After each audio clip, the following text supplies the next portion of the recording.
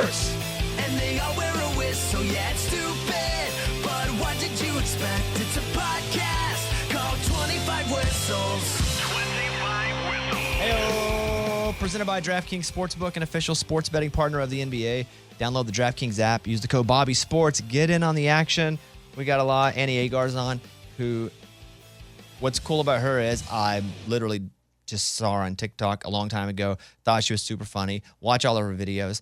I got to be honest, I never really thought about getting her as a guest, but I really enjoy like her content where she's the girl who like puts on different jerseys and acts like different people, like athletes or all these teams in a meeting, and she kind of makes fun of people. It's funny, really funny. It's hilarious. Yeah, and she's actually really knowledgeable about sports, so she's going to be on with us. I always kind of geek out because most folks that come on, I'm just like, oh, this is cool. We'll talk to them. They're an expert in this area. I don't know, but for some reason, because I already liked her stuff, thought it was funny. Like it's cooler to me that she's on than like somebody that's just an expert in college basketball. I don't know why. Maybe it's because I personally just like to watch her stuff and it's hilarious. But she'll be on in a little bit. Pretty excited about that. But let's get started like we always do on the late week shows with the Tittle Tattle. It's time for the stupidest name ever. It's the Tittle Tattle with Kickoff Kevin. But before we start the Tittle Tattle, I got to blow the whistle. The show hasn't even started yet. That's true. I always forget that. All right. Show's going. Question number 1, Kevin. All right. With reports coming out that Luka may want to trade this offseason, do you think re-signing Kyrie could change that? The Kyrie thing went down as a huge disaster for this season, right? Can we agree on that? Absolutely. I don't know if they even like each other. I don't know if they want to play with each other. I know it did not go well. It was not a good experiment. I'm still, if I am playing for the Mavericks, if I'm Luka in this situation, I still like that they tried something. Otherwise, what were they going to do? Go on as a 7, a 6, maybe a 5, maybe a first-round game? They weren't going very far. They had a ceiling. At least the Kyrie trade makes you feel like they're trying. They're spending money. They're throwing crap up against the wall. Sometimes it sticks. I just don't think these two playing together is the answer. There's only one ball, and these guys mostly thrive with the ball in their hands, both of them. Luka signed a 5-year extension for over $200 million 2 years ago. Kyrie, now, he's only here for this year. I guess he's not here anymore, here in Dallas. Mm-hmm. Because it's over. And what I was hearing was they were offering him a 2-year deal already, but he wanted at least 4. But again, that's just hearsay. But I would never want Kyrie Irving. He's never been anywhere long enough to make me feel like I would have any confidence in consistency of the guy or the player. Because look, I mean, it was a Duke a year. Okay, that's fine. He's ready to jump, go play pro ball. Good. Gets drafted, goes to Cleveland, right? Yep. It's Cleveland, not very long. Him and LeBron fight. Okay, cool. But you're thinking maybe that's a LeBron thing. Maybe LeBron doesn't like having new, young, hot Kyrie Irving. Kyrie wants the ball. LeBron cries. He don't get the ball. Turns out it wasn't really a LeBron thing. So then Kyrie goes, and we can track him all the way through. But just look at Boston. They hate him now. Yes. You hate him now. Yes. After that experience there. Yeah, I'm so glad he's gone. Brooklyn, they hate him. He hasn't left anywhere. He leaves skid marks in the underwear of teams that he's on. Yeah. Because people are like, well, it seems like a good idea. Oh, no. Look what just... Because he's so good. Again, but he's so good. He is so good. He doesn't really make teams better, and he makes it all about him.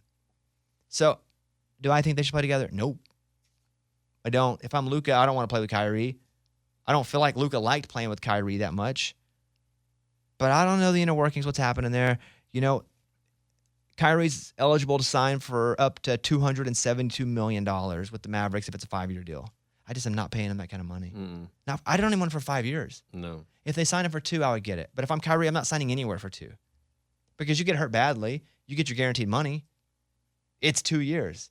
You want to have that insurance policy. NBA's, that's money you're going to get regardless. Yeah. It's not like the NFL where they'll front load a deal or you're signing, your bonus is heavy and you get a bunch up front. But if they don't want you year 3 and 4, they don't have to have you. They'll just cut you and save themselves some money. They were 9-16 after the trade for Kyrie. If they were 9-16, even if they hadn't traded for Kyrie, we'd still go, that was a disaster. Like, wow, the Mavericks really sucked the last 25 games. Yep. But they traded for Kyrie and still went 9-16. It's bad. Luka was in a press conference, saw him say he's not looking to go anywhere. He loves it there. But I would say that too, especially right now. Mm-hmm. What do you think? I think I wouldn't want to re-sign him if I were Luka or if I were a fan of the Mavericks, just because, like you were saying, the track record of him is not good. But they got to do something for Luka. I don't know what it is, though, exactly, because Luka is so ball dominant, and they need to find some players around him. They had some good ones with Dinwiddie, but obviously they're at the Nets now. And Jalen Brunson, yeah. Like, probably 5th in the MVP race if I were picking this year. Yeah, they went from the Western Conference Finals to not even being in the playoffs. They didn't even understand what they had with Brunson. They could have got him for 5 years, $10 million a year, basically. Yeah, so they need to find another Brunson. But Brunson wasn't even a Brunson. Yeah. They didn't even know what Brunson was when they had him. He would occasionally, like, Luka take a break and he would take the ball, but he was doing it a fifth of the game. And he can distribute. And Yeah, I don't know because with Luka too, he always looks like physically, he looks like he doesn't care that much. Not in his face or his actions, but I just feel like if I had that skill, I'd be a little more ripped up. Mm-hmm. Like they're always talking about his nutrition's not good. Yes, he's very young. I just feel like if it were me, I would just work harder at being in shape, at my fitness being perfect for, basically 100 games. Do you like the comparisons of him to James Harden? Like, he doesn't take it that serious, but he's so good. That's good. I never heard that comparison. Yeah, I heard that the other day, and I was like, Let me think about good, that. actually. Let me think about that. I think Harden's a better shooter. I think Luka's better all around, but they're both great. At all this, they're both great. So I think Harden's a better shooter, but I would rather have Luka with the ball just going, hey, you have to score, than I would Harden. I don't mind the comparison because Harden would always show up fat, and somehow 6 hours later he was skinny. Yeah. It's like he walked into one of those bod pods. He's like, all right, I'm reporting. I just got traded.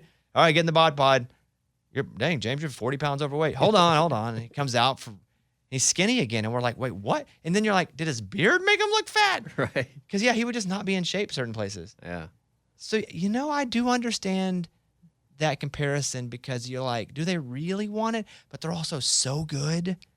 And you feel like if they just, I don't know, put in 28% more. 28.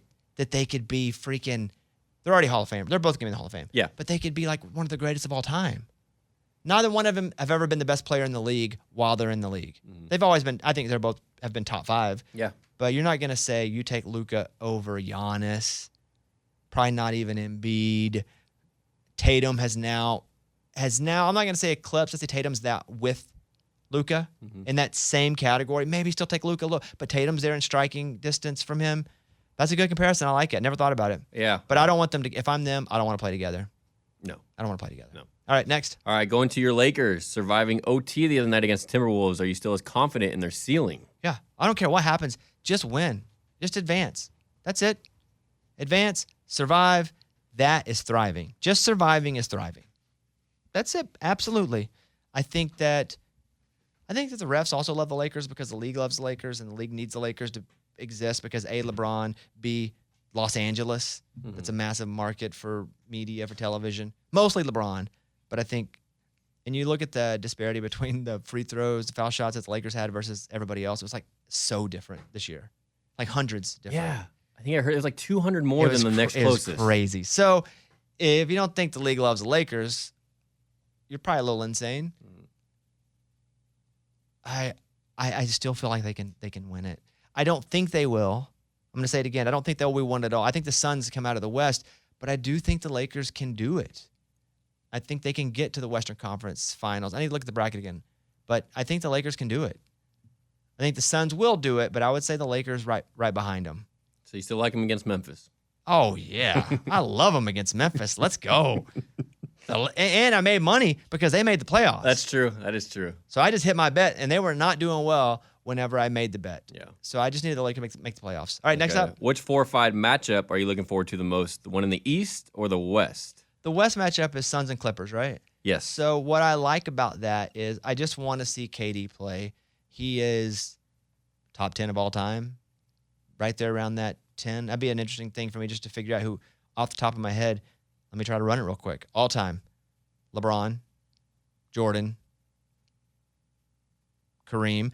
I'm going to miss out on some of the guys like Wilt Chamberlain because I have no knowledge. And I didn't have a dad that was like, Wilt Chamberlain's the best. I mean, I didn't have a dad really, so I don't have that influence. But I can see that Dr. J, Wilt Chamberlain. So I'm going to put them a little later than most people would. So I'm going to go 1, LeBron, 2, Jordan, 3, who did I say for 3? Kareem. 4, Magic. 5, Bird. 6, Wilt. 7,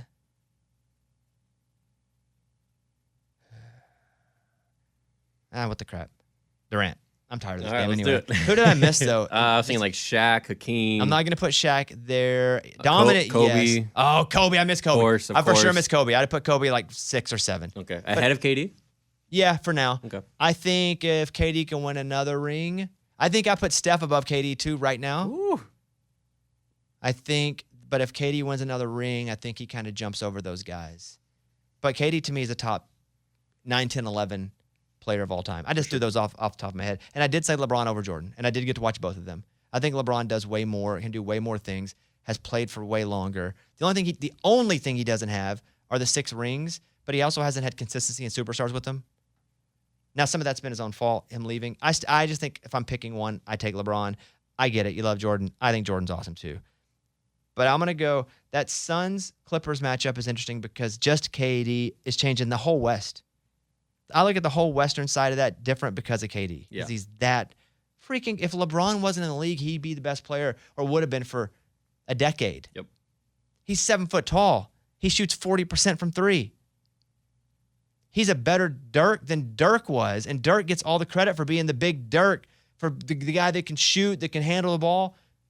Like, KD's awesome. Yeah. So that, to me, is interesting. And also the Clippers playing with Russ and Durant playing against each other, although Russ is saying it's not a big deal.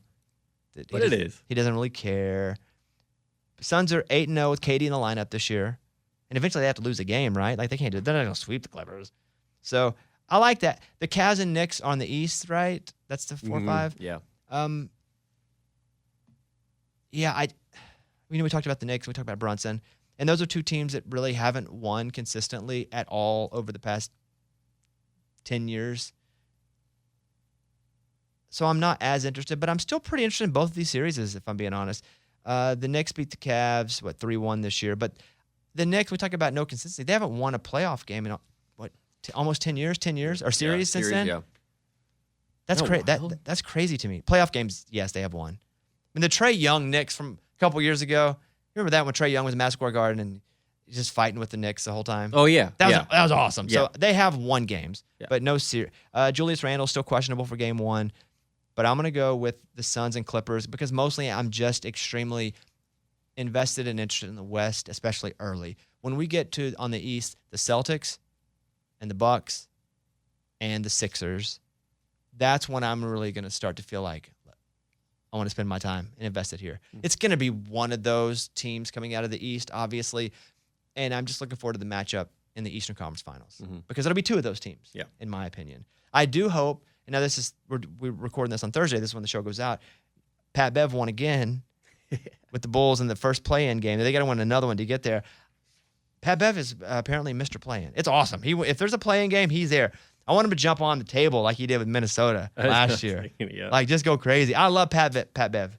Big Pat Bev guy. All right, next up. Going to the NFL, as the hype around Anthony Richardson kind of dies down and the draft gets closer, do you think it's a lock with Bryce Young going number 1? You know what's funny? You remember when it was C.J. Stroud the lock and the Vegas odds were so big that C.J. Stroud was going to be the number 1 pick? Mm-hmm. He was at like minus 200 and it flipped so quick. And now you're right, it's completely the other way now, where Bryce Young looked at it as minus 360. He's the big favorite. Stroud at 225 and Anthony Richardson at plus 2,000. So, yeah, what do I know about a lock? Because even Vegas doesn't know really who the lock is, because at one point, C.J. Stroud was by far the best or worst odds, how you define it. But yeah, Bryce Young goes at 1. I don't think the Panthers are going to trade it. I mean, Reich to have a quarterback, though, that is not huge, because Frank Reich likes, You look at his body of work and all the quarterbacks he's had, they've all been like 6'4", 6'5" guys. Yeah. They've all been pocket passers, big arms, super athletic, tall guys. Bryce Young, a different quarterback than what he's used to, but I do think he goes number 1 only because I'm being told by people that I trust he's going to go number 1. Yeah. And mostly I trust the lines. And Bryce Young's been the favorite for a while. The Texans are at 2. They will go after a quarterback, probably C.J. Stroud.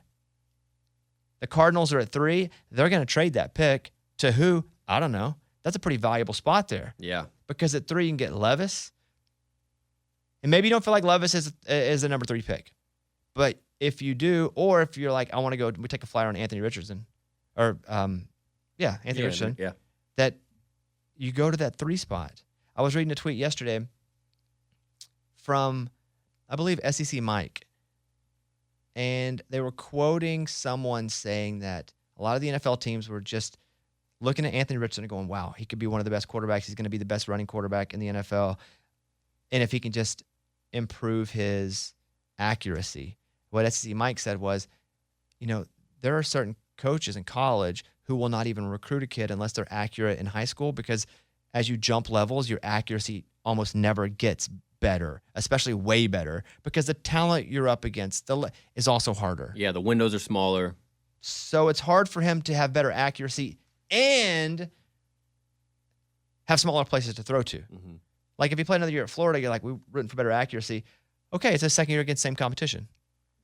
But rarely, according to SEC Mike, is there a player who just gets better as they jump a level. Interesting. I wouldn't draft Anthony Richardson in the top 15. No. But I'm also not running an NFL team, and I haven't seen him in person because I might fall in love with him like everybody else did. Be like, dang, he's huge. Let's do it. Yeah. And also, there is value to taking a risk on a quarterback if it works out, because they're so hard to find. And if you're going to suck, you might as well suck going down in flames. Better to suck going down in flames and trying something than to suck with a retread quarterback that you know is not going to win. Josh Allen has really changed that narrative too, taking that flyer on the quarterback, because we all forget Mitch Trubisky. I mean, he was kind of the same thing, and he, still around. But Josh Allen is a really good example of that. I mean, even Patrick Mahomes. Yeah, true. Who will go down as one of the greatest of all time. Yeah. At Texas Tech, he really wasn't someone who won a lot of big games. They didn't play for the national championship. I don't even think they played in one of the BCS games. Mm-mm. So, and then he came in and he obviously wasn't the starter. He did have a year. Andy Reid, though, is Picasso with quarterbacks. Yeah. So a lot of it, too, as we've talked about on this show, is if you're a quarterback, it doesn't matter how good you are, you have to be put in a situation where you can have players and coaches that support you, your athleticism, the style has to match, the organization has to, because there are a lot of really good quarterbacks who just went out to swim and died because they were put in an ocean that was angry. Yes. So, yeah, I would still take Anthony Richardson if I was one of these teams and I was at 4, 5, 6, and you have nothing else to do. I think the Colts probably try to move up into that 3 spot from 4, and not because they feel like just one spot makes a difference, but it's to block the other teams from getting that number 3 spot. Exactly. Unless they're just sold on Levis. But again, somebody could jump them. I guess there's safety in that 4 spot where you know that Levis or Richardson will be there. Mm-hmm. And then you look at who's the next quarterback on, and it's probably Hooker from Tennessee, coming off an injury. Yeah. But still had a really good senior season. He's not really able to go hard in like the pro days because he's not all the way back yet, I don't think, from what I've read. Yeah, no, I think he's out. He'll probably be out for the next year.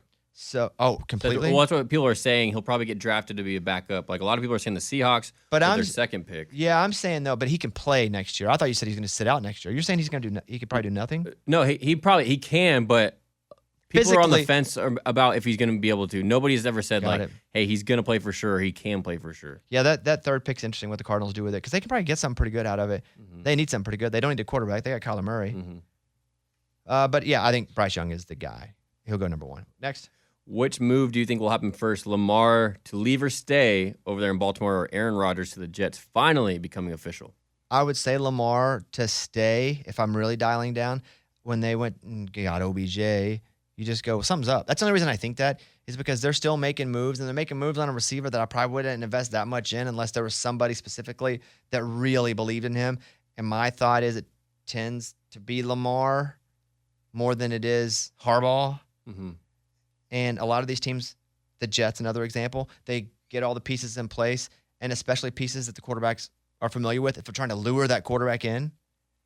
So I would think it would be Lamar, although if neither one of them happened, they're just both going to happen after the draft, though.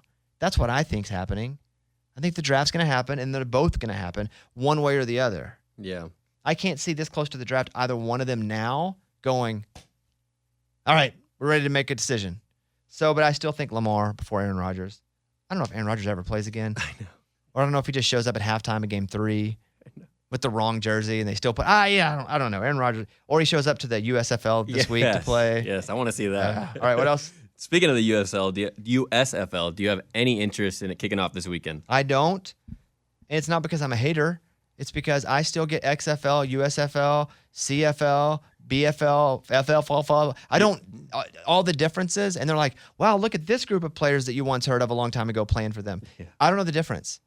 And I didn't watch a whole lot of XFL. I watched that first week and only some. Mm-hmm. And then I watched some random highlights. But I didn't care that much about it because there wasn't anything that made me go and be like, I have to watch this. I'll give you an example of something I never watched, but there was something that made me go, I have to watch this. Caitlin Clark at Iowa. I don't spend a lot of time watching women's college basketball. I'll watch Arkansas women's college basketball, especially if our team's pretty good, middle half of the year on. But Iowa had Caitlin Clark, who was so dynamic, you just had to watch her. That's it. You're seeing clips, highlights, she's killing it. People are talking about it. National championship game, that was it. That was the spot that a lot of us went to and said, let me see with my own eyes, because you had somebody that drew you there. Just football, just bad football is not going to make us go watch it. We're not that hard up. We just had the Masters. We just finished with, baseball started, but we just finished with college basketball, the NCAA tournament. We're pretty good. We love football, but we're pretty good. We're not starving for sports. It's not the pandemic whenever nothing was happening. And if there's freaking ping pong on, we're like, two people are near each other in the same room. I got to watch it. Handball. Yeah, we don't need it. So, no, they just need something or some rule or something that we have to see to get people there to take a little taste to make us want to go back. So I didn't even know the season was kicking off this weekend. I knew it was coming, but XFL just ended, and it hasn't even ended. Oh, it hasn't ended? Like, playoffs are about to start. I'm pretty sure this week. See, I know nothing. I know nothing. Yeah. I know nothing. Okay. Is that it, or you got more? That's all. Let's go. The stupidest name ever is the tittle tattle with kickoff cover. A reminder, the 25 Whistles brought to you by our great friends at DraftKings Sportsbook. Download the DraftKings app and use the code BobbySports to get in on the action. I am excited about the NBA playoffs. I am rarely this excited about the early rounds of the NBA playoffs. I like the play-in games. I cannot lie. Yeah. It's just an extra wrinkle. I need a play-in team, though, to do well, like a wildcard team in baseball. Those wildcard teams in baseball, they're playing hot at the right time, and they win the World Series at times. It's pretty cool to see. I like to see a play-in team do pretty well, because then it gives you a reason to just care a little bit more, because you're like, of course they can. Right now, I don't feel like any of the play-in teams. The Lakers, I do feel like can do some damage, but only because they have LeBron. That's it. It's not even about the team. LeBron's played 20 years, and he's still going to make an All-NBA team. I would imagine he'd make one of the All-NBA teams this year. Not first team, but he's 20 years in. He's getting Angelina Jolie on stuff, meaning she was like hottest woman of the year so many years in a row. Even though she was still super hot to people, they were like, we can't put her on the list. She's already been on it 4 years in a row. And people got tired of her because they held her up so high for so long. Mm-hmm. We don't even understand how great LeBron is and how great it is that he's been not even effective, but dominant over 20 years. Reed's only 16. You haven't even... Reed haven't been around that long, buddy. Nope, I have not. Yes. So the playoff games got me excited. Knicks and Cavs. That's what, Cavs -5. Warriors and Kings. Kings. Hey, listen, that game there, that series there is really cool, because the Kings need respect. I think I saw they were one of the top 3 most efficient offenses in the history of the NBA from this year. Wow. Right. History. But efficient. It's not like most. Yes, but yes. I don't even know how they get that stat. Me neither. I was just like, wow, efficient. And then I moved on. Probably a lot of math. Yeah, or he just finds a reason to say somebody's good. There's a lot of ways to do that. Okay. But the Kings are a 1-point favorite at home. I still feel like the Warriors are going to rock through that, but good for the Kings. Good for the fans in Sacramento who have always had terrible teams. Mm-hmm. Lakers are Grizz. Grizz are 3.5-point favorites in that first game. I'm going to jump all over Lakers on that one, which probably means I'm wrong. Anytime I want to jump on something, I'm probably wrong. So let's go. If you want to take the 25 whistles, we're not parlaying these games right here this week, but those are a few of the games. I guess the one on that I want to jump on is the Lakers because they're getting 3.5 points. I know the Grizz are rested, but LeBron hasn't need to rest. He gets in like that hyper chamber or whatever that is. His $1 million that he spends on his body. A year. He spends $1 million. That's an investment. Yeah. So if you want to take the 25 whistles parlay, you can check out DraftKings Sportsbook. New users use the code BobbySports when you download the app. 21 and up in most eligible states, but age varies by jurisdiction. Eligibility restrictions apply. Gambling problem? 1-800-GAMBLER. In New York, call 877-8-HOPENY or text HOPENY 467-369. See show notes for full details. You know what I have coming up is a teleconference with my doctor. I have that in about 45 minutes. Interesting. I need 10 minutes to get home. We got plenty of time, but it's cool what we now accept as normal when it was so abnormal because of the pandemic. Obviously, a lot of bad things happened. Mm-hmm. And so I don't want it to be like, oh, look at you. Why are you talking about everything's good? Pandemic. It's not. Shut up. Stop sending me DMs. Second of all, from that, we had to learn different styles, even of communication. And we started just talking with doctors on FaceTime. And so now they literally can do telehealth calls, like a checkout, because my insurance, I have to like have a meeting with my doctor, especially some of the TV projects I do that are physical. I have to like meet with my doctor, and they got to check me off all this stuff. There's also the, I'm not really supposed to talk about it, but I'm still trying to get medically cleared for the Blue Angels. Oh. Right. Nice. So you did say yes. Well, what actually happened was the Navy, who has the final answer to this, hasn't cleared. So I was asked to do it, but I really wasn't said, yes, will you do it? And you can do it. They're like, would you do it? And then if I say yes, then they tell me if I can or can't do it. Interesting. I thought the same thing. What would hinder, did they say like why you couldn't or what? Doctor. Okay. So I got to get. Psychological test? I'm good there. That's about the only place I am good. So yeah, physical. Like they don't want you to get up there and like your heart stop or something. Oh, okay. So I tell them I work out a lot. So I got to do these calls. No, I I don't really ever say that because Okay. then I don't look like it. Yeah. You know.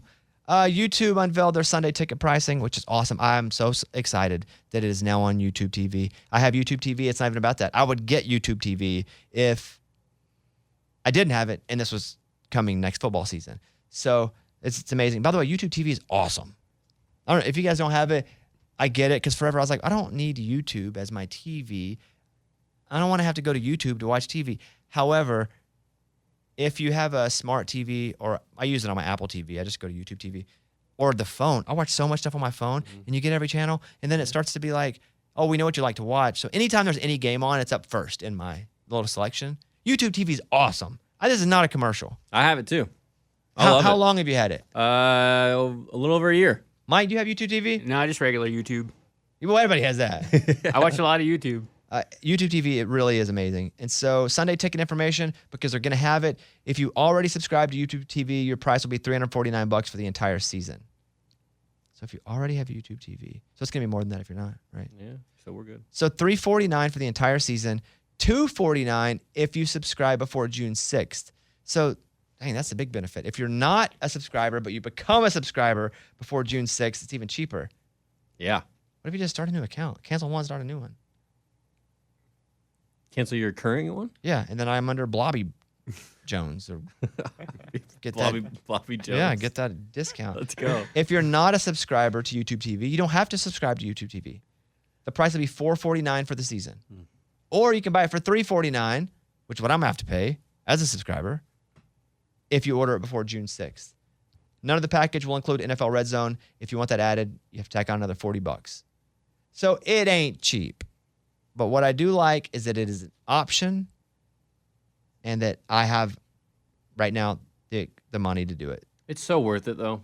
If you have it, it's very worth it. Yeah. So because I Especially haven't if you're had big, big fantasy football. Yeah. Big, DraftKings. You're not in your team's area where you can watch the local games. It's awesome. I missed it so much.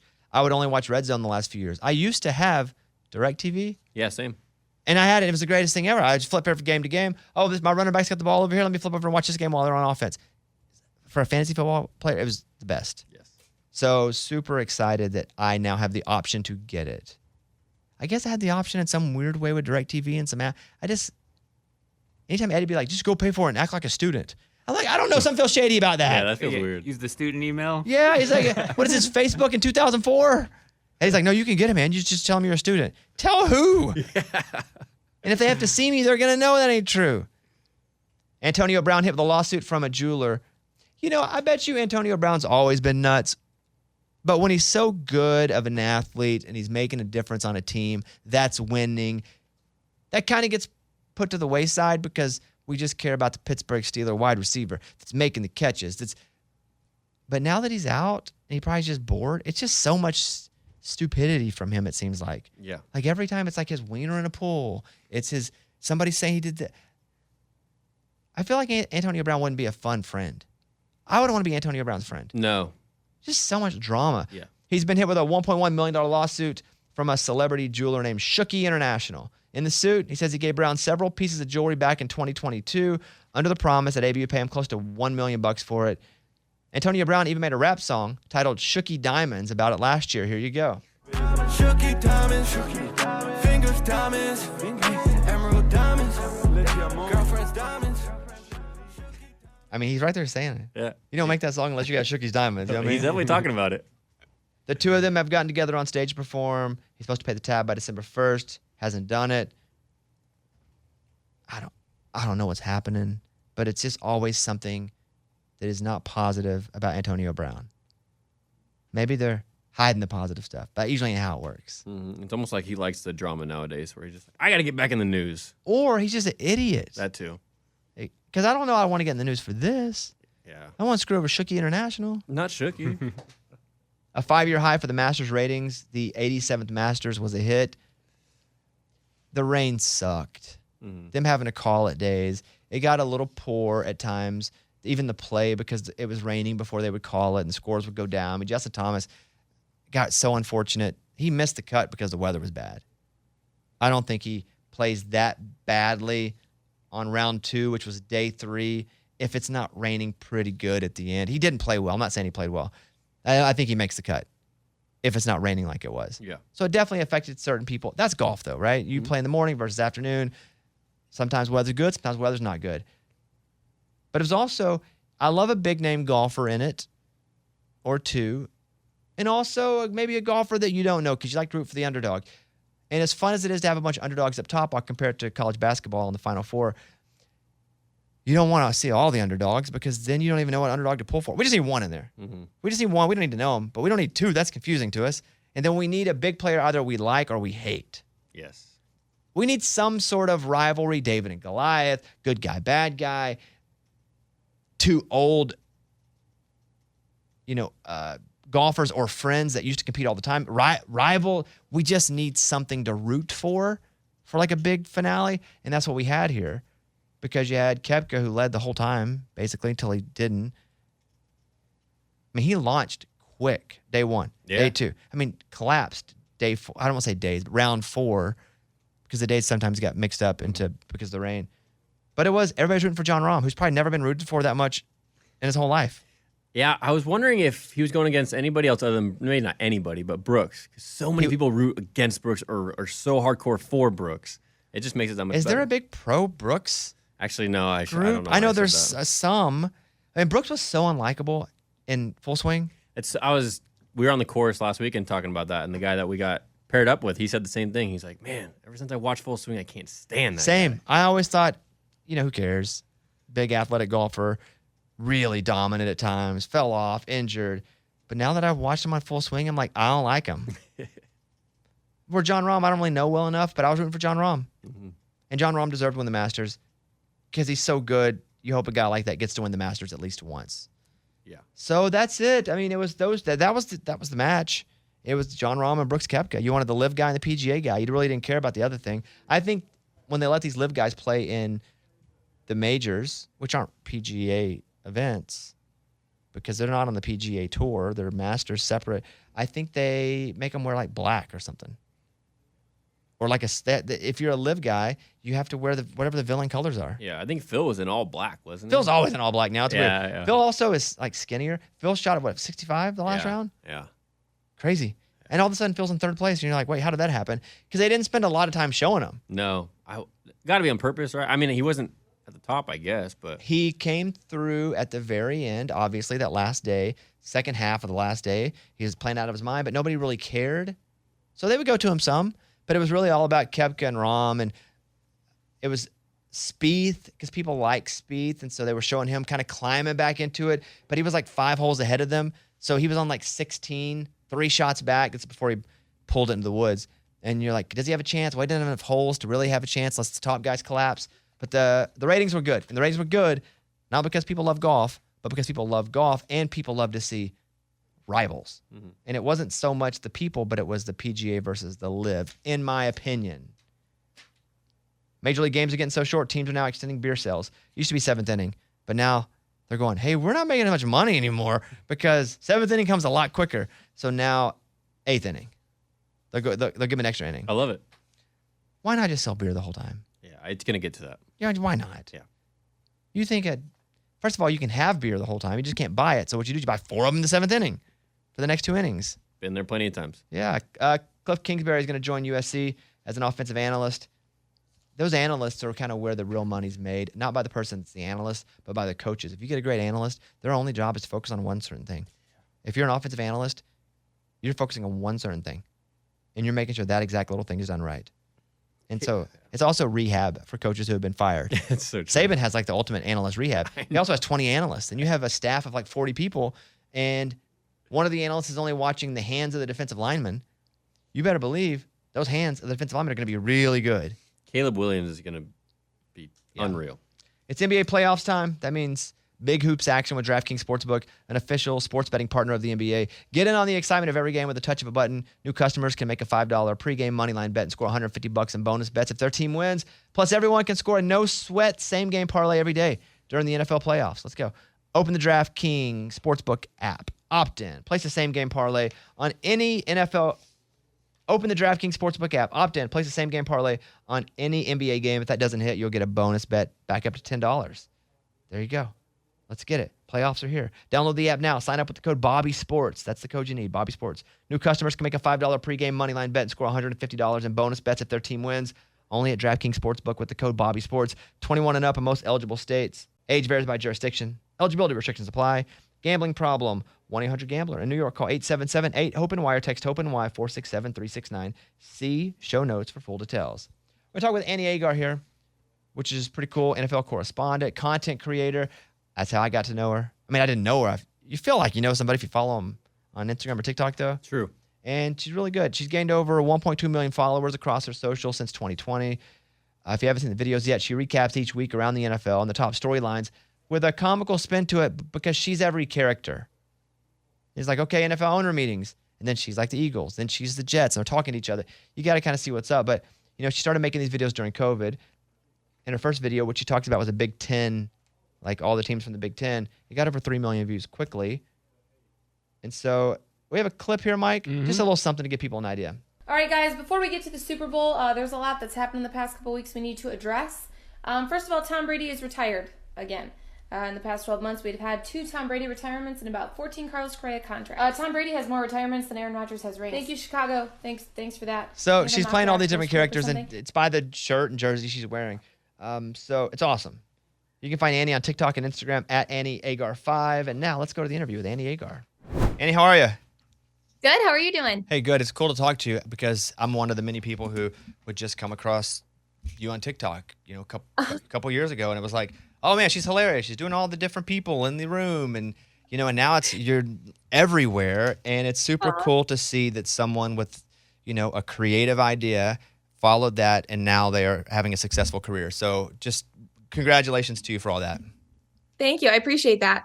It's been fun so far. It's kind of a fun way to connect with the fans, and the way it started was just you know, an idea on TikTok, like you said, and it's amazing how many people wanted this kind of content and wanted this kind of humor. It's like a good comedic relief, you know? Well, also, you wouldn't be able to do it if you didn't know what you're talking about, right? It's hard to as someone who tells jokes, I got to be able to tell jokes. I have to know what my subject matter is too. So it's not like you're just a casual sports fan and you decided to do all this content. Like, you're so dialed in. And when I heard that you were going to come on with us, I wanted to ask you some real questions because I think you're super smart. And so, and I think you're extremely dialed in as well. So let's start. It's a great chance to prove you wrong. Well, listen, I'm wrong all the time, so don't feel like that's a thing. But I do want to talk about the NFL draft for a second, especially the top 5 picks, like the teams that have the top 5 picks, and because there are basically 4 quarterbacks. Like, how are you seeing this thing shake out as we get closer to the draft? Yeah, I mean, there was some question about drama going into it. I think it's pretty straightforward now. We know Bryce Young is going to go number 1 overall. We know the quarterbacks are going to fall, as in they're going to go off the board quickly. But I think the question comes with the Cardinals pick and whether there will be a trade there. I think that's the first opportunity for a trade. You look at all these teams, like, will they trade to Seattle? Probably not, because they're within the division. I wouldn't do it personally. But you look at these teams that need a franchise quarterback. The Raiders are one of those teams that could trade up. The Colts.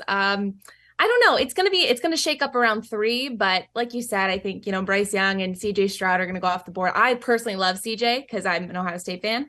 Living in Michigan, I don't ask me to explain it because I don't understand it either. But yeah, I think it'll shake up around 3. The first 5 are pretty solid though. Like, edge rushers are going to be really hot in this draft too. So that's kind of my first overall opinion of the first 5 picks. What about the Packers? Are you a Packers fan? I feel like by watching your videos, you either go hard at the Packers or talk about the Packers enough. Where do you fall in that Packers world? Unfortunately, yes. Okay. I, again, don't know how that fandom happened. I am so done talking about Aaron Rodgers. I can't even explain to you. I want this man to be traded yesterday. And I think the majority of Packers fans feel the same way. I think, you know what I think is going to be shocking? I think that the Packers actually might draft a wide receiver in the first round, or Aaron Rodgers is going to show up to mandatory minicamp. One of those 2 things has never happened in the past for Packers fans, and that might happen this year. So either way, we're going to have a surprise come draft time. I mean, the irony of if they draft a wide receiver in the first round after Rodgers constantly called for it and cried for it, and if they do it when he finally leaves or when he's probably not coming back, I mean, kind of funny if you're not a Packers fan that was with Aaron Rodgers all those years. Keywords being not a Packers fan. I know. And you know what's ironic is we built a team around him, right? We allegedly got the tools that he wanted. Then he said we didn't, but guess who he's taking with him to New York? Everybody that we got him. So yeah. I can't even begin to tell you how frustrated I am with that man. And the people that he's taking for the most part are like 50 years old. I'm surprised he's not bringing Jordy Nelson back. Like, I demand Jordy Nelson get a contract at this point. I feel like, though, with the Jets and Rodgers saying, he intends to sign with the Jets. He obviously hasn't signed anything, and they're probably waiting until after the draft. I feel like, though, that gives the Packers and the Jets that trade dynamic. Like, the Packers can probably won't get as much for Rodgers now that he said he already wants to go to the Jets. I feel like there's a weird thing to say and not actually do. How do you feel that's going to shake out? Like, I know what the Packers are wanting, but the Jets can be like, we know he wants to come here. We're not going to give you everything you're asking for. Right. Yeah, I think that was a big issue too. And everybody's like, oh, Rodgers is all about the drama and kind of focused on himself. And when you have a team say, we are done with you, we're moving on to Jordan Love, and you still are kind of holding them hostage, it's very frustrating. But I think it does play into what we can get for him, because I 100% was thinking first rounder. There's no way for Aaron Rodgers, a 4-time MVP, you're not going to get a first round draft pick for him. But now, like you said, he's committed to New York. The Packers don't want him. We're done with him. So I mean, I'm not looking forward to what we're going to be getting in return for him. Yeah, it's almost like the Jets are like, wow, he's already coming here. We don't have to give you a whole lot. Like, right. I feel like he, again, painted the Packers in a weird position. But how funny, again, if he just shows up at minicamp, not saying anything. Just like, all right, boys, I'm back. Let's go. Apparently, he's done this, is some insider information. Apparently, he's done this before with Packers front office. I mean, we obviously know he has a bad relationship with the Packers front office, but he'll just not keep them in the loop and then just show up out of the blue and be like, oh, yeah, we're fine. He's like a toxic ex-girlfriend that'll just break up with you one day and then come back the next week and be like, what are you talking about? We didn't break up. Terrible. So I won't mention the name, but we have a friend-ish, and him and Aaron Rodgers would play golf together at some of these golfing events. And Aaron Rodgers was like, hey, here's my cell phone number. Call me. And my friend would like text him, after a good game, and never would hear anything back. And then finally he saw Aaron Rodgers again at this course, and he went up. He's like, "Hey man, I've tried to text you a few times." And Aaron's like, "Yeah, I changed my number." And he goes, "Oh, cool. What's the number?" He goes, "Well, if I'd wanted you to have it, I'd have given it to you." And so it's like that kind of vibe. Oh, I don't know wow, Aaron that's Rodgers, tough. but he pulled the Adam Schefter, lose my number. yeah, Jeez. or like you never had it, so I guess you can't Yeah. find it. So I get it. He is still it feels like he's 100 years old, but he's still really good. Like that's the only thing, because he almost willed your team back into the playoffs after having a broken finger or messed up hand the whole year. Okay, Packers aside, who have you been able to spend time with NFL wise where you're like, man, this is a reality? Like I took this thing from some really smart content ideas to now I'm getting to do things that I never kind of dreamed that I would get to do. Yeah, that's a great question. Recently, I had hosted the NFL honors during the Super Bowl, the red carpet, and that was incredible because guys like Dak Prescott came up, George Kittle came up. It was just a a row of people that I make fun of basically coming up to talk to me, and I remember a lot of them I'd ask, like Sauce Gardner, I was like, because he came up and he's like, "Oh, I know you," and I was like, "Oh no, is this a good or a bad thing?" But luckily he had a good year, so it was a good thing for him. But like George Kittle came up and said, "My wife's a big fan of your video, love your content, super great." So stuff like that, when I know the players have seen it, even if they don't have a reaction to it, that really solidifies that this is something, and they're getting a kick out of it too. So the NFL honors was probably the coolest thing I've done so far, other than obviously Super Bowls and stuff like that. Do you ever feel, because I definitely wouldn't say your stuff is mean-spirited at all, and if you don't know Annie, if you don't follow her or watch her videos on TikTok, it's quite funny and you're fairly making fun of people. As a comedian, I do it too, where I probably go over the line a little bit, but I never feel like yours are out of line, especially if it's a bad team or a badly run organization. It's always about a badly run organization that everybody knows. But do you ever feel guilty where you're like, should I have said that? Do you ever question it? Absolutely not. No, there was, like you said in the beginning of the show, I try to make the jokes tasteful to each fan base. You really have to do the research, and people think, maybe I have people that write this for me. I write it all myself. But I spend probably 7 or 8 hours that Monday morning after the game just researching what every fan base felt about certain jokes, because I could make all the jokes in the world that I think are funny to me, but I want to really hit the fan base's inside jokes and reference a game or a play that happened back in the 90s, or something that's relevant to what happened this week. So it's a lot of research, and I try to make the jokes, like I don't joke about injuries or stuff like that. But if you do something stupid on the field, I will be calling it out for sure. Have you created any fully and thought either A, it's not that funny, I'm not going to post it, or B, you posted it and went, man, people aren't feeling it or getting what I was saying by it, so let me go ahead and pull it down? No, it's never been something like that.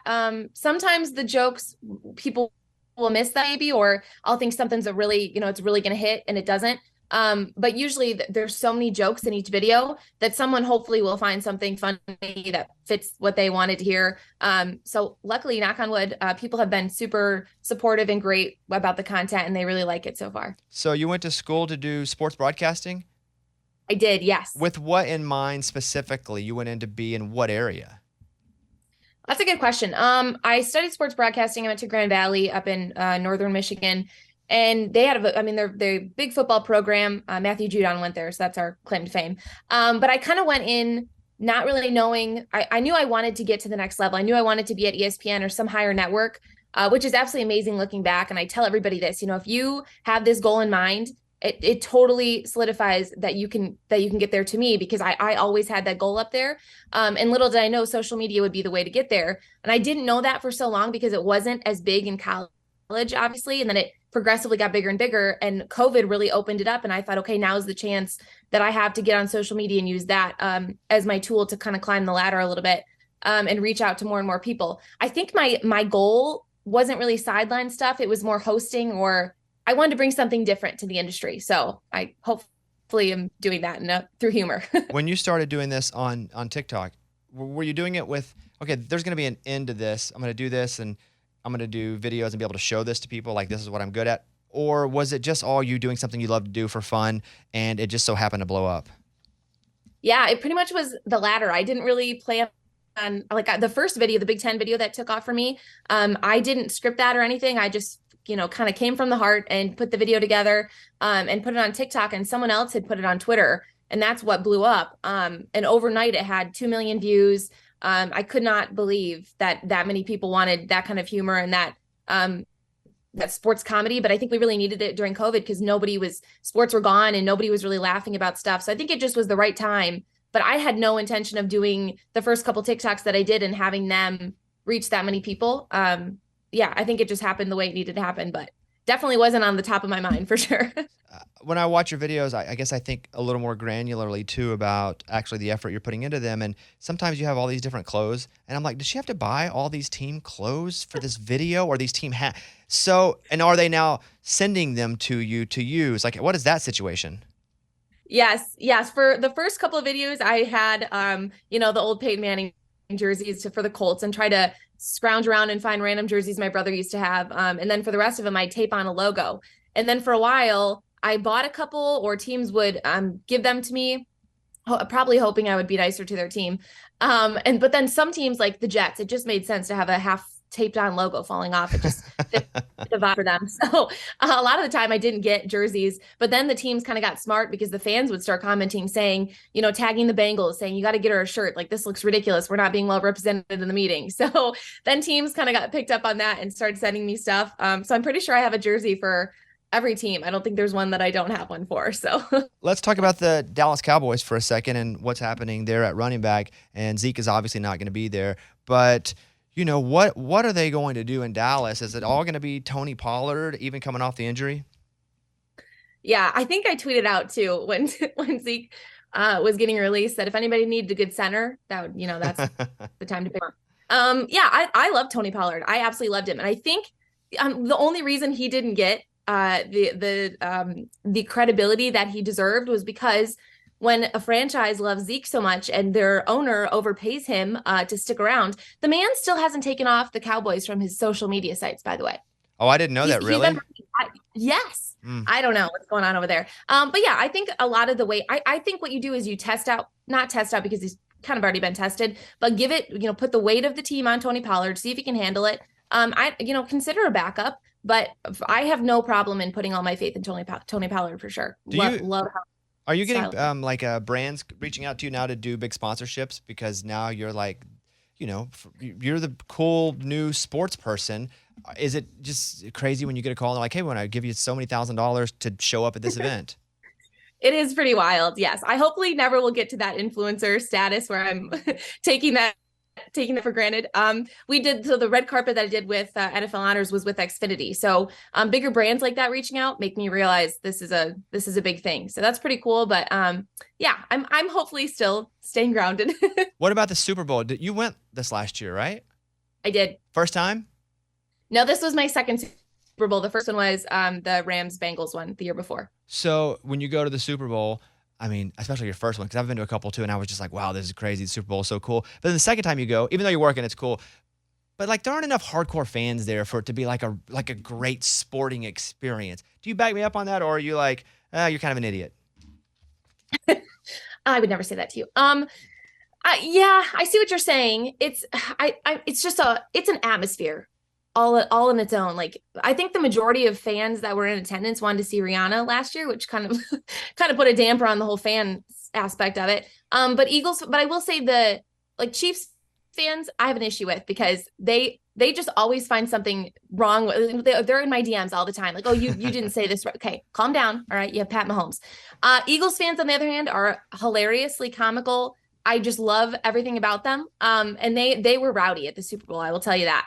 They definitely carried their weight there. So I think it depends on the fan bases that come to the Super Bowl. So I half agree with you on that. I'll take it. Do you have a list of ideas in your phone about future bits that you want to do? How do you creatively come up or keep up with what you want to do and then find the time to do it?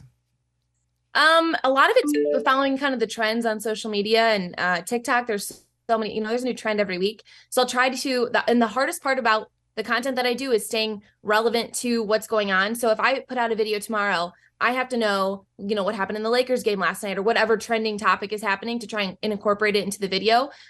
So staying on top of the trends is really big. And I'll put some notes in my phone or like different NFL draft news that pops up. I'll put those notes in there for when I do my NFL draft video. Hint, hint, there will be a draft video. But yeah, it's just kind of always staying up with what's trending and what's happening on social media. Are you feeling pressure because you have been such a success and your stuff has been seen a lot and shared a lot that you've got to maintain some level of quality? Like, is there a pressure there, or are you still just free and easy, and if it happens, it happens? There was more pressure, honestly, at the start when I first was I did the conference videos after the Big Ten, because that was, the first one did so well. I didn't want to decline from there, but now it's just got to the point where I'm having as much fun doing them as people are hopefully watching them. So I feel really confident with the content I put out, and I know what people want now. And I know what I can do for my aspect or for my side of things. So I try to just put out good content. Hopefully people keep liking it. If not, then I'll find something else to do, hopefully. Have you had any, because I know you're doing work with Bally's right now. Have you had like a bunch of networks reach out and be like, hey, we want to actually hire you to be something, and you're kind of just figuring out what you want to do? What's that situation right now? Yeah, that's been the hardest thing with this job, because the bigger networks, the bigger the network is, the more it might limit the jokes I can make. And there's been some times where I did content with ESPN. I did a video for them with NFC East, and I probably had 10 jokes that they had to take out because it wasn't, a part of their image. Not that they were bad jokes, but and that's what's kind of funny about my content is it's borderline, it's right on that line. Like, is this gonna annoy somebody or is it funny? So that's been the tough thing with other networks, and I'm sure there is a way to fit me into it. We just have to figure that out. And Bally's has been great so far because they're very kind of chill and laid back with my content. So I'm definitely in talks with a lot of different people and networks and trying to work through how we can fit me in there. Well, congratulations. It's really cool to see your success come off you just putting in the work and having an idea and staying consistent with it. I mean, that's the hardest thing, is to have quality work done consistently, especially when you have to be funny. And you've done it. I admire it. Congratulations on all of your success. And, I'll be watching your videos and rooting you on, Annie. Thank you. Thanks a lot for being with us today. Oh, of course. Thanks for having me on. All right. Bye, Annie. Thanks, Annie, for coming on. You guys go follow her. Again, I was a fan before we got her on. Good get, Kevin. Yep. That's good. That's Kevin running, just messaging people, being like, you want to come on? Good old DMs. That's crazy. Let's wrap it up here. Final thoughts, Kevin. We've talked about it a lot already, the NBA playoffs. I'm excited. Celtics, 2 seed, big expectations, big hopes. But I'm not going to lie, I still just think the playoffs are a little too long. I will agree with that. We still have to wait 2.5 months for the finals just to start. Yeah. And I think we should make these first round. I like the play-ins. I'm good with those. But the first round's back to 5 games instead of 7. What about 3? That would be even more fun. That'd be awesome. Yeah. 3, then 5, then 7. Love it. Then do it. 21. 21. For the final. Yes. We still get our 2.5 months in, but it's just one marathon of a season. Let's do it. Reed, I'm going to come over to you. All right. Reed runs video for us now. He's been on the show a bunch, but Reed's had 9 jobs on the show so far. Making graphics, making the theme songs, now running videos. He's quietly the MVP here. Reed, what do you have? All right. Well, I'm still looking for a golf club, so I wanted to get your opinion. I'm looking at putters, but like a Scotty Cameron putter is like $450, and then you could get a Kmart putter that's like $150. But like, is there really that big of a difference between the two? Because I think you're paying for. That's a great question. I think you're paying for quality, like last longer, but like I've seen dudes that'll go out there and absolutely crush me with like a $50 putter. The answer is, for you, for us, for anybody even a little better than us, there probably is not a whole lot of difference. But it looks cool. It's the same reason we get nice shoes. So I'm not saying don't get a Scotty Cameron putter, but I know you're still trying to, collect all your acorns so you can buy a set of clubs. For sure. I would not worry about paying $500 for a putter. I feel that. I would get a cheap putter or a $50 putter. I don't know if Kmart has good putters or not, but I would get a $50 putter that's going to be just fine. It's going to actually be good. My question, though, is more like, do I like the mallet? Do I like because they're all the big, so you want the big one, you want the tall one, you want the grip to be fat and huge. Yeah. A lot of preference. And so when I got my latest putter from Cobra, it was one of those big head ones. Not a mat. The kind that you have to put the cover on that's like got the flap on it. Whatever that one is. And I don't like that big of a putter. I do now. I still like we'll call it the mini golf putter. Okay. Just that shape. It's not just that one little blade. But I like that small, that just a little head better than I do the full one with the big line on it. Yeah. So to me, that's more of the question than how much should you spend, especially if you're just looking to buy clubs and you're on a budget, but you're not on a budget. Yeah. Meaning you don't want to spend a whole bunch. You can buy them, but you don't want to have to. Mm-hmm. You're on a semi-budget. Yeah. So I I got would to worry about grips and grip sizes. Putter, I wouldn't worry about that. Irons, I would worry about that. Cool. That's my answer there. And I'm going to go to jerseys in the NBA. They released the top 10 list. Who's number one? It's freaking LeBron. Of course. Again, the greatest player of all time. And he's still number one 20 years into the league. LeBron at 1. Curry's at 2. Tatum's at 3. Giannis is at 4. Luka's at 5. KD's at 6. Booker's at 7. Ja's at 8. Dame's at 9. And Kyrie is at 10. I am surprised that Kyrie is still at 10. That's probably the most surprising thing to me. Yeah. But I just want to shout out LeBron again. 20 years in the league, and the Lakers are going to win the whole thing. I've been saying it the whole time. But he's got the number 1 jersey. That's it. We'll see you guys next week. Thanks to Annie. Thanks to Reed. Thanks to Kevin. Thanks to Mike D. We'll blow our whistle. We'll get out of here. Follow us at 25 Whistles. Bye, buddy. See you next time.